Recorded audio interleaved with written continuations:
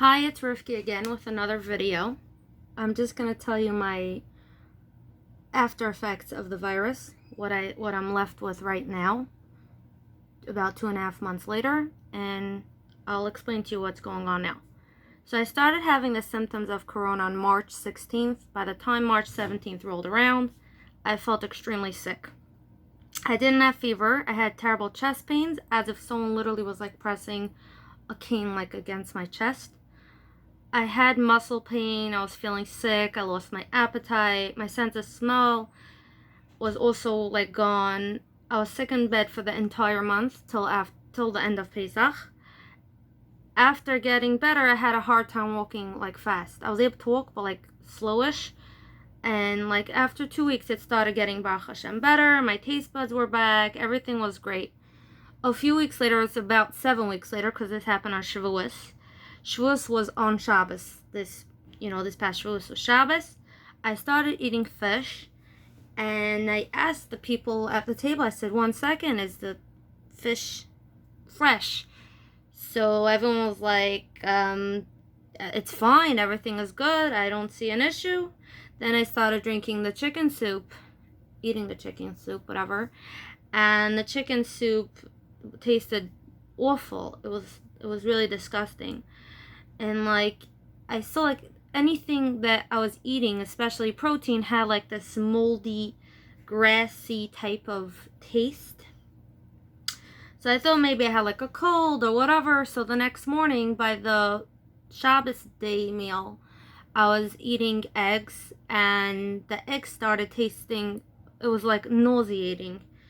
So it was extremely bitter and everything. So I said, I don't know, something's off. So I said, let me try the cholent. And I saw that the cholent is really bitter, and I couldn't eat it.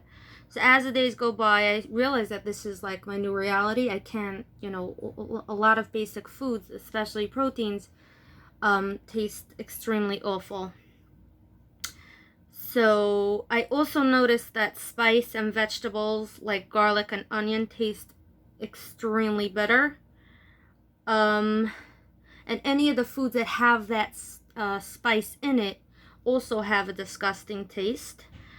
I decided, there's this guy who's a pharmacist and like a natural health type of person. I decided to contact him, and I had asked him, I said, this taste thing is really this, like, I don't know what's going on. I'm already over this virus for 2 months already, and everything is fine. But all of a sudden, like, my taste buds, everything is like disgusting and awful, whatever.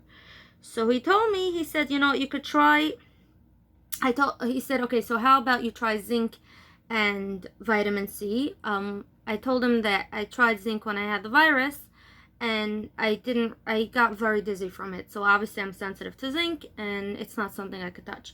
So he said, what, how about you try this herb? It's called andrographis complex. I should have a bottle here, the box of the product. Let me just show it to you. 1 second. It's from the company MediHerb, and it's called andrographis complex. Okay, so I decided, let me try it. So it was $30, and I took it religiously the way he told me to.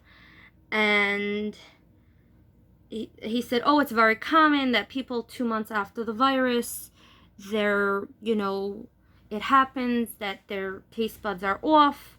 I said, but my taste buds were okay till now, and just like 2 months later, it's bad. So he said that, oh, you're not the only one, and it's very common. And I also called my doctor as well. My doctor said, oh, people have it 7 weeks, 11 weeks after the virus, and, come in for a blood test or whatever. So I went in for a blood test, and, they didn't see anything wrong. Sometimes they say, oh, iron, but it wasn't iron, because iron, first of all, is a metallic taste. And also, Baruch Hashem, thank God, my iron was okay, so it wasn't iron. And fine. So then, a few weeks later, 2 family members that had the virus as well also started having this problem. They tested positive for antibodies. and also the swab test, whatever. And they had started having this issue that also a lot of foods started tasting disgusting. Then another friend of mine tells me that her brother had this problem, and then also like another friend messaged me, so I figured I have to make a video to let others know what to do and whatever. There's nothing to do but what foods they should avoid. So I know that this virus is complex and we still don't have answers and whatever it is, and there's no solution for the virus itself. I'm saying when a person has it, people tried garlic water. I'm saying for myself, I also did. Elderberry I've tried raw ginger and water. I've tried zinc and vitamin C. Nothing helped. So obviously my advice to people out there is if you didn't have the virus, stay home. Wear a mask when you're outside in the public. You know, it's really not fun to get sick, and very much so, I could clearly say that this is a airborne virus as opposed to contact. Proof is that I had a bottle of Purell already at the end of January. My friend had told me about this, and in March I got the virus, so obviously Purell does not help.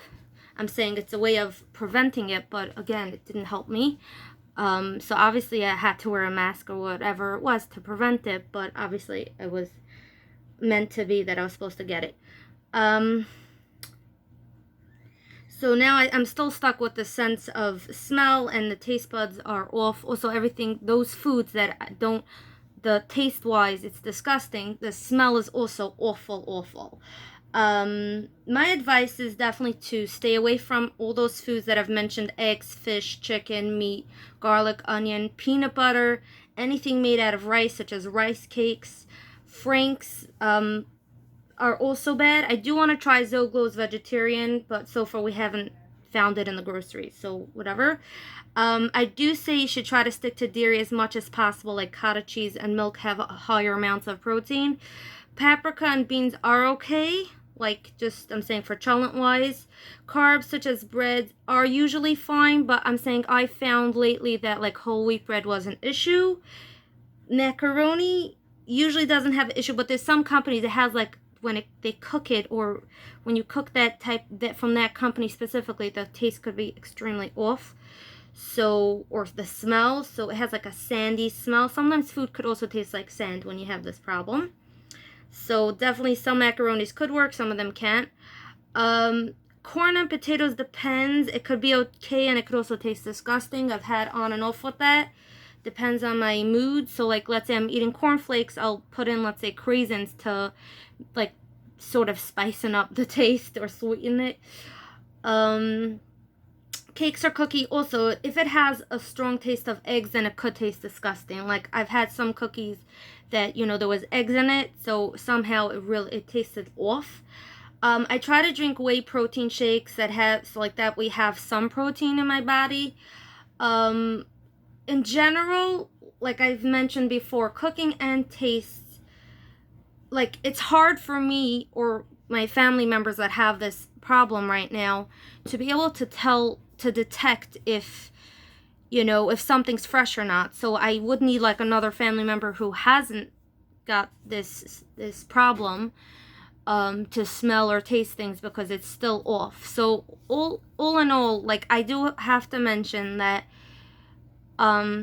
people think, oh, it's just the flu. I promise you it's nothing close to the flu. In the beginning I said it felt like bronchitis and a flu put together, and the after effects are so bad that it's not a joke to get the virus. And unfortunately a lot of people from our community have, you know, unfortunately they succumb to it. So that's very sad. Like, you know, different friends and you know, have lost their loved ones to the virus. So yeah, we should hear only like good and happy things